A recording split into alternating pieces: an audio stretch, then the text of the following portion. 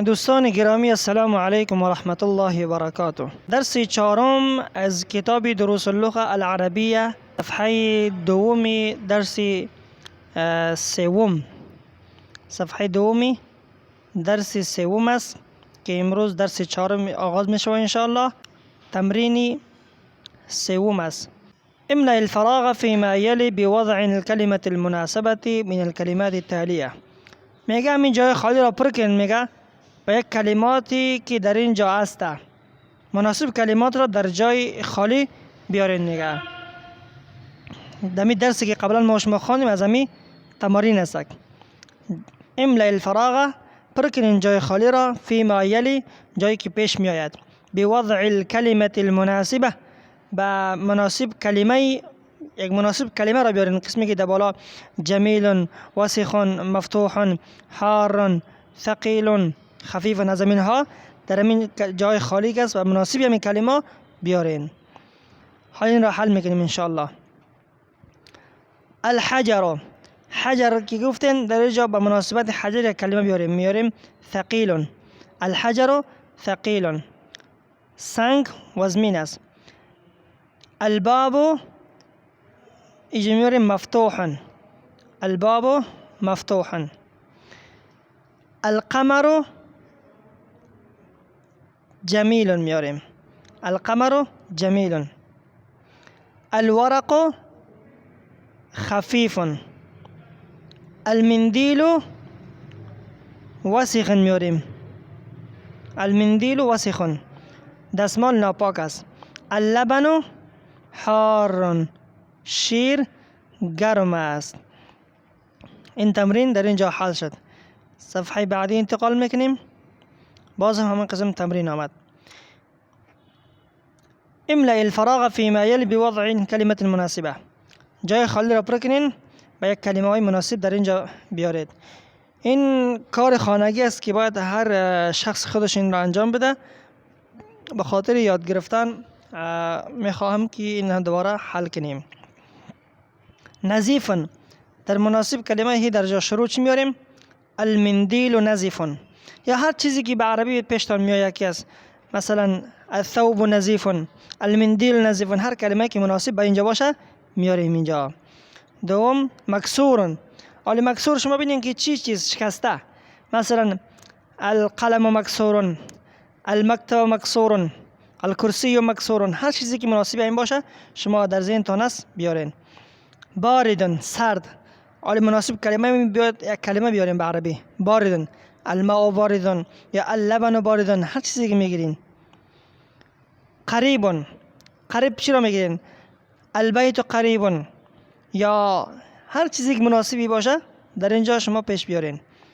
بعید، نمبر 5 بعید، مثلا دور میگه المسجد بعید، یا یک چیز دیگر را نام بگیرین که دور است در اینجا پیش نوشته کنین. در کتابچه خودتان باید این را نوشته کنین شما به خاطر یاد گرفتن.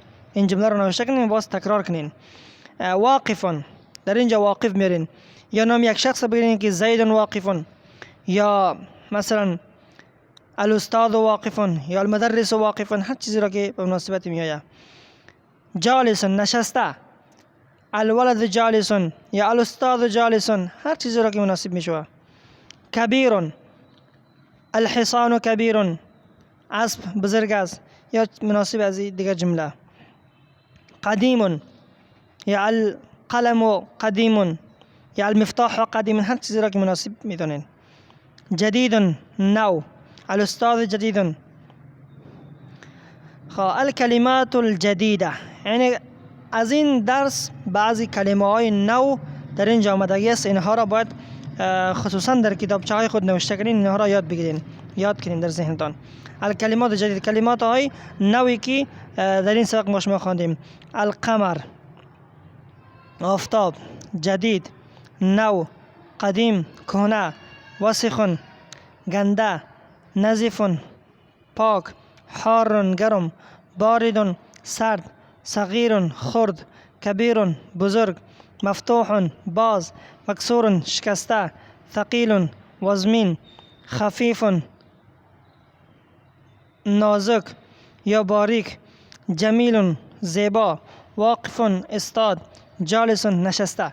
این کلمات ها را باید در کتابچه خود نوشته کنین.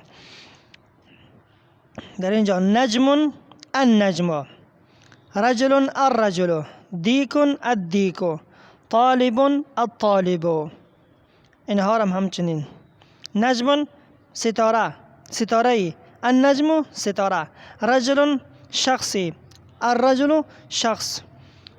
در اینجا یک سخن را در ذهنتان بگیرید که وقتی که الف لام بیاید در شروع کلمه، در آنجا ما و شما دو زبر نمیزنیم، یا الرجل نمیگوییم چرا که معرفه است، و رجل وقتی که الف لام نباشه، یا نجم در اینجا ما و شما دو زبر میگیم، تنوین میزنیم چرا که نکره است.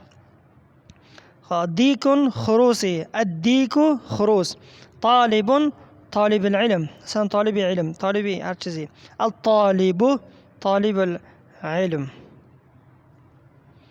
صفحه بعدی انتقال میکنیم. النجم بعید، النجم بعید، الرجل واقف. النجم مهتاب، بعید دور است. الرجل واقف شخص استاده است. السکر حلو، در اینجا هم مبتدا خبر را بیان کسی است. مبتدا خبر جمله اسمیه است، این را در ذهنتان بگیرین، جمله اسمیه است. النجم مبتدا، بعید خبر. النجم بعید که مثلا آفتاب دور است و مهتاب دور است. الرجل واقف شخص استاده است. السکر حلو بوره شیرین است. الطالب مریض، طالب العلم مریض است. این هم اکثر جمله را که میبینیم اکثر یعنی تعلق به فارسی داره. مثلا به فارسی هم استعمال میکنیم مریض و به عربی همچنان مریض. الدیک جمیل، خروس زیبا است. الدفتر جدید، دفتر یعنی کتابچه چی است؟ خوبصورت است. الدفتر جدید کتابچه نو است. التاجر غنی، تاجر غنی است. غنی هم به فارسی ما شما میگیم و همچنان به عربی. الدکان مفتوح، دکان به فارسی میگیم و به عربی مفتوح باز است. الدکان مفتوح، دکان باز است. الولد فقیر، بچه فقیر است. التفاح لذیذ، سیب مزه‌دار است. الطبیب طویل، دکتر دراز است. والمریض قصیر، و مریض میده است، خرد است.